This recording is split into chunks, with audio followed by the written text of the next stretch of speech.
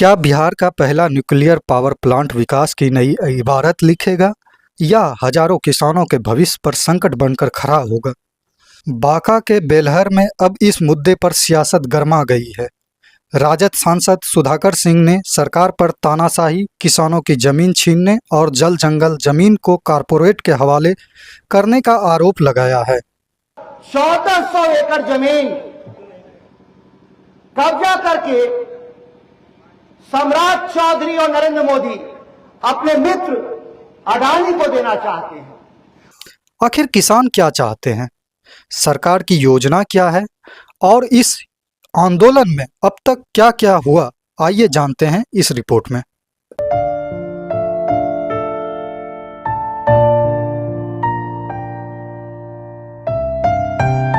बिहार का पहला प्रस्तावित न्यूक्लियर पावर प्लांट बांका जिले के रघुनाथपुर में स्थापित किया जाना प्रस्तावित है।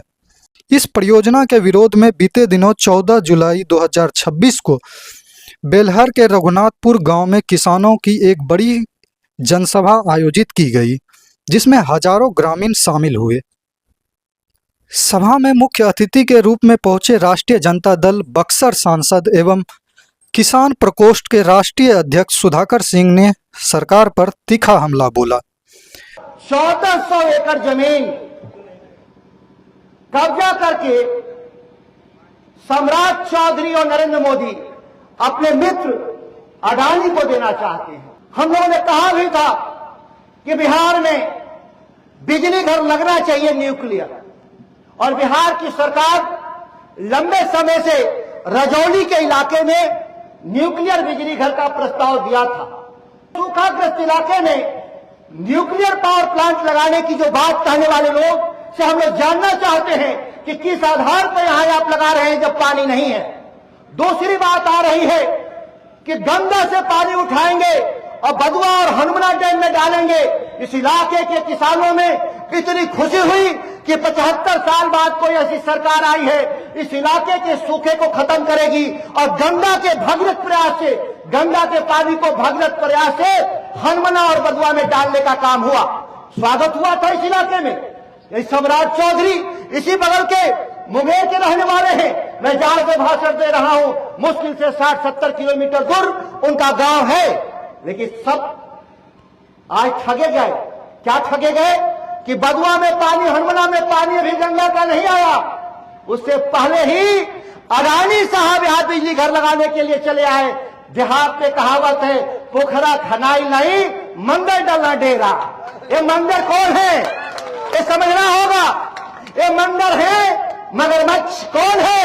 वो अडानी है, जो आपके पानी पर केवल जमीन पर ही डाका नहीं डालेंगे बल्कि हमारे पानी पर भी डाका डालने के लिए चले आए। जब गंगा से ही पानी आएगा और जब बिजली घर गंगा से ही बनेगा तो ये बिजली घर पटना में क्यों नहीं लगाया जा रहा है, बांका में क्यों लगाया जा रहा है? ये पानी जो गंगा से आएगा कहां से आएगा? मोकामा से लेकर सुल्तानगंज घाट तक। तो फिर बिजली घर, बिजली कहां चाहिए? पटना को बिजली चाहिए। तो सम्राट चौधरी आप मुख्यमंत्री के घर को हटाइए, गवर्नर हाउस को हटाइए, वहां परमाणु घर लगाइए, क्योंकि पानी जब वहीं से आना है और बिजली वहीं जाना है तो बिजली घर भी आप ले जाइए और पानी तो आपके पास है ही। उन्होंने दावा किया है कि इस न्यूक्लियर पावर प्लांट से आसपास के लगभग 40 किलोमीटर क्षेत्र के गांव, खेतों और किसानों की आजीविका प्रभावित होगी। उन्होंने आरोप लगाया कि इस परियोजना के बहाने गंगा से पानी लाने की योजना बनाई जा रही है और यह जल, जंगल और जमीन हस्तांतरण की कोशिश है। सुधाकर सिंह ने अपने संबोधन में कहा, लोग क्यों बांका के ऊपर नजर लगाए हुए हैं, भागलपुर पर क्यों नजर लगाए हुए हैं, जमुई पर क्यों नजर लगाए हैं? क्योंकि इसी इलाके में हजारों नहीं 10,000 साल से, लाखों साल से आदिवासी लोग रहते हैं। और जो आदिवासी जो लोग हैं, इस धरती के जो मालिक, आज उस मालिक से पूछ रही है सरकार कि आपके पास जमीन का कागज कहां है? मालिक कौन पूछ रहा है? इस लोकतंत्र का नौकर, इस राज्य का मुख्यमंत्री पूछ रहा है इस धरती के मालिक से, कागज दिखाओ। क्या इसीलिए हमने सरकार बनाई थी?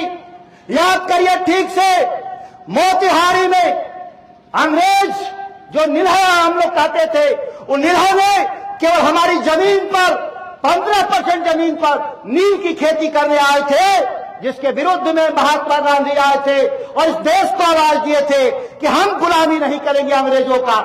वो अच्छे थे, हम लोगों से अच्छे थे। वो 15% जमीन पर केवल खेती करते थे और हम 100% जमीन लूट रहे हैं। तो अंग्रेज ठीक है कि इस देश की सरकार ठीक है, यह चुनना होगा। उन्होंने देवघर के सांसद निशिकांत दुबे का नाम लेते हुए आरोप लगाया कि बिहार झारखंड सीमा की बड़ी मात्रा में जमीन उद्योगपतियों को देने की कोशिश की जा रही है। उन्होंने यह भी आरोप लगाया कि सरकार किसानों की जमीन का अधिग्रहण नहीं बल्कि उसे बिना उचित मुआवजे के लेना चाहती है। सुधाकर सिंह ने किसानों से अपील की कि वे आंदोलन पूरी तरीके से शांतिपूर्ण रखें।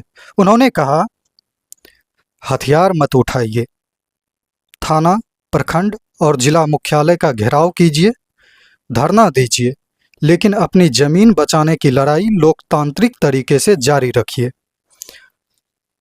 उन्होंने यह भी कहा कि यदि किसानों के साथ किसी भी प्रकार की ज्यादती होती है, वो उनके साथ खड़े रहेंगे। जरूरत पड़ने पर पटना से लेकर दिल्ली तक आंदोलन किया जाएगा। जरूरत होगा तो पटना को भी घेरेंगे, जरूरत होगा तो दिल्ली को भी घेरेंगे, लेकिन हम लोग पीछे नहीं हटेंगे। आइए जरा बात कर लेते हैं इस परियोजना की। बिहार का पहला न्यूक्लियर पावर प्लांट बांका जिले के रघुनाथपुर क्षेत्र में प्रस्तावित है। इस योजना के अनुसार इसमें 700 मेगावाट की 2 इकाई लगाई जाएगी। कुल उत्पादन 1400 मेगावाट होनी है। सरकार का उद्देश्य राज्य में बिजली उत्पादन क्षमता बढ़ाना और भविष्य की ऊर्जा जरूरतों को पूरा करना बताया जा रहा है। वहीं दूसरी ओर स्थानीय किसानों और ग्रामीणों का एक वर्ग भूमि अधिग्रहण, पर्यावरण प्रभाव और आजीविका को लेकर अपनी चिंता जता रहे हैं। फिलहाल बांका का यह मुद्दा केवल एक विकास परियोजना का नहीं बल्कि विकास और विस्थापन के बीच संतुलन का सवाल बनता जा रहा है। एक तरफ सरकार की ऊर्जा परियोजना तो दूसरी तरफ किसानों की जमीन और आजीविका को लेकर उठ रही चिंताएं। अडानी के सबसे बड़े एजेंट यही देवघर के सांसद हैं दुबे, आप अच्छी तरह से जानते हैं। वो लोग देवघर से लेकर के झारखंड और बिहार बॉर्डर पे जो जंगल है, इस जंगल को लूट करके 1 लाख एकड़ जमीन ये लोग कब्जा करना चाहते हैं। इसकी शुरुआत यहां से हो रही है। इसीलिए लड़ाई में पीछे हटने का सवाल नहीं है। ये हमारे पीढ़ियों से आई हुई जमीन हमको आगे पीढ़ियों तक देना, ये हमारी जिम्मेदारी है। आज के नौजवानों के कंधे पर, हमारी माताओं बहनों के कंधे पर हम छोड़ नहीं सकते। बिजली घर लगाना है, सम्राट चौधरी जी आज चाहे तो बाढ़ के दियरा में, मोकामा के ताल में लगा सकते हैं, जहां लाखों हेक्टेयर जमीन आज भी पानी में डूबा हुआ है। और ये तो पावर प्लांट चलाने के लिए पानी ही की तो जरूरत है। और ये बिजली पैदा होगी वो इन आदिवासियों के घर में नहीं आना, ये बिजली से रोशन होंगे इस देश के शहर जिन्होंने नरक बना दिया गांव की जिंदगी को। लोगों ने इस बिहार को, पहले ही हमारे पास जंगल नहीं है, इस समाज को, एक राष्ट्र को जीवित रहने के लिए 1/3 जमीन पर जंगल होना चाहिए। बिहार एक ऐसा राज्य है जो का केवल 7% जंगल है। कहा 33% जंगल चाहिए, हमारे पास 7% जंगल है। और ये 7% भी जंगल देश के कारपोरेट और देश की सरकार में बैठे हुए नरेंद्र मोदी और इस राज्य के सम्राट चौधरी ये 7% जंगल को भी काट करके उजाड़ देना चाहते हैं। इस लड़ाई में आपको आगे आना होगा, हथियार नहीं उठाना है। मैं अभी भी कह रहा हूं, सरकार के को बिना हथियार उठाए हुए घुटने पर लाएंगे। आपने दिल्ली में एक झापड़ भी नहीं मारे थे हम लोग। 13 महीना सरकार को घेर करके मोदी सरकार को घुटने पे लाए थे। आपको थाना घेर लेना होगा, आपको ब्लॉक घेर लेना होगा, आपको जिला मुख्यालय घेर लेना होगा और घेर करके धरने पे बैठ जाना होगा। रोटी वही पकेगी तब तक पकेगी जब तक जमीन पर से सरकार पीछे नहीं हटेगी। हम वही रहेंगे, अपने जानवरों के साथ चले जाएंगे। गाय भैंस बकरी को भी कलेक्ट्रेट में बांध देने का काम करेंगे, थाना अंचल में बांध देने का काम करेंगे, पीछे नहीं हटेंगे। चाहे जैसा हमला हो, हमारा हाथ नहीं उठेगा। अगर सोचता होगा कि आपको मारकर निकल जाएंगे, तो सुधाकर सिंह के लाश से गुजरना होगा प्रशासन को। ये मैं चुनौती देता हूं। किसी एक की भी हत्या हुई या किसान की एक के भी हाथ पांव तोड़ेंगे, तो सुधाकर सिंह इस सरकार के खिलाफ लाश पर ही गुजरना होगा। हमारे इस सरकार को लड़ने का काम करेंगे। यह विश्वास दिलाने के लिए हम आपके बीच में आए हैं।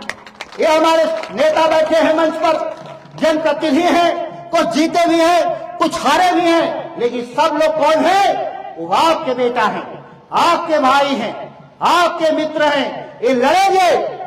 केवल चुनाव लड़ने के लिए राजनीति नहीं होती, अपने समाज की रक्षा और पीढ़ियों तक बचाव के लिए भी हमको संघर्ष करना पड़ता है। हम लोग वचन देते हैं आपको, आपकी लड़ाई अंतिम दम तक लड़ेंगे और एक 1400 एकड़ जमीन का एक कतरा भी अडानी को नहीं सौंपेंगे। इसी विश्वास के साथ और इसी विश्वास के साथ मैं अपनी बात को समाप्त करता हूं। जय हिंद, जय किसान बंधु। और ये लड़ाई जारी रहेगी। इसी संकल्प के साथ मैं अपनी बात को समाप्त कर रहा हूं।